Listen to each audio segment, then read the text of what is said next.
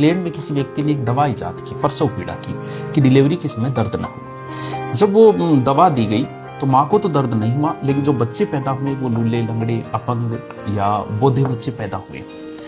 तो जापान जो है वो दुनिया का एकमात्र ऐसा देश है जहां प्रसव पीड़ा के समय किसी प्रकार की दवाई नहीं दी जाती। पूरे विश्व का एकमात्र ऐसा देश है। ऐसा कहते हैं कि माँ जब बच्चे को जन्म देती है तो पीड़ा एक स्वाभाविक है, एक प्राकृतिक, वो पीड़ा होनी चाहिए। और उस पीड़ा में बच्चे को भी, सिर्फ माँ को ही पीड़ा नहीं होती, बच्चे को भी पीड़ा होती है। और इस वजह से बच्चे का प्रारंभिक जो शुरुआत बच्चे की होती है वो संघर्ष से होती है और बच्चा बड़ा बलशाली पैदा होता है। और एक तकलीफ सहने के बाद जब माँ बच्चे को जन्म देती है तो उस बच्चे के प्रति माँ का बहुत प्रेम बढ़ता है, क्योंकि तकलीफों के बाद, क्योंकि सीधी सी बात है कि तकलीफ, जब पीड़ा के बाद हम किसी चीज को प्राप्त करते हैं तो हमारा उसके प्रति प्रेम बढ़ता है। वैष्णो देवी के हेलीकॉप्टर से भी जाया जा सकता है, लेकिन जो पैदल चल के वहां पहुंच के दर्शन करते हैं तो वो पीड़ा के बाद जो दर्शन है ना, उसका एक अपना अलग आनंद है।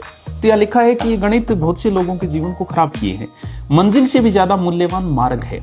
अगर तुम मंजिल पर तुरंत पहुंच गई तो फिर कोई आनंद नहीं रह जाएगा। वह मार्ग का जो संघर्ष है, पीड़ाएं हैं, इंतजार के दिन है, वो प्रतीक्षा की रातें हैं, वो आंसू है, वो सब जब सम्मिलित हो तब किसी चीज को प्राप्त हो तो उसका अपना एक अलग आनंद होता है। अगर तुम नौकरी की तैयारी करो, बड़ी आसानी से लग जाओ, तो नौकरी की कोई इज्जत नहीं रह जाती। आदमी इज्जत करता ही नहीं है फिर नौकरी की, बड़ी आसानी से मिल जाए। और जब तुम संघर्ष के बाद 2-4 साल बाहर रहे, हौसलों का खाना खाया, बड़ी पीड़ाएं सहन की, तो उसके बाद जब तुम नौकरी मिलेगी और तुम उसकी जो इज्जत करोगे ना, वो एक अलग ही बात होगी। तो पीड़ाओं के बाद, संघर्ष के बाद जब कोई चीज प्राप्त हो तो उसका अपना एक अलग आनंद है।